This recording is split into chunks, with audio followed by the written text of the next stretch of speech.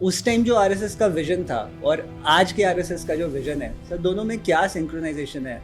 कि खिलाफत के बाद या उसी के दौरान आप समझिए कि मोपला हो केरल में, और मोपला में हिंदुओं का कत्लेआम होता है, हिंदुओं का धर्मांतरण होता है। उसमें गांधी की जो भूमिका होती है वो अच्छी नहीं। गांधी जी क्या करते हैं कि उनसे पूछा जाता है कि मोपला में तो हिंदुओं के खिलाफ जो है बहुत सारी एट्रोसिटीज हुआ, उनका धर्मांतरण किया गया, उनके विरोध में बहुत सारी बातें हुई, महिलाओं का बलात्कार हुआ, ये तो ठीक नहीं, आप कम से कम उसका आलोचना करिए। तो गांधी कहते हैं कि भाई मुसलमानों के धर्म ने जो उन्हें बताया वही उन्होंने किया, कुछ भी गलत नहीं किया। बड़ा ही सरप्राइजिंग उनका स्टेटमेंट, पता नहीं क्या सोच में उन्होंने ऐसा बोला। फिर जब कांग्रेस पार्टी में हुआ कि भाई इसके खिलाफ एक निंदा प्रस्ताव पारित होना चाहिए, तो एक ऐसा घटना था जिस पर कि आपको सामूहिक रूप से उस निंदा प्रस्ताव पास होना चाहिए था, लेकिन उसमें भी तथा कथित राष्ट्रवादी मुसलमानों ने उस निंदा प्रस्ताव का विरोध किया। बड़ा सरप्राइजिंग फैक्ट था। गांधी जी ने कुछ नहीं बोला, और यह भी नहीं ख्याल रखा गया कि इसका असर हिंदुओं पर क्या पड़ेगा। तो सीधी सी बात की गई, धर्म का मामला था, धर्म के आधार पर जो है वहाँ के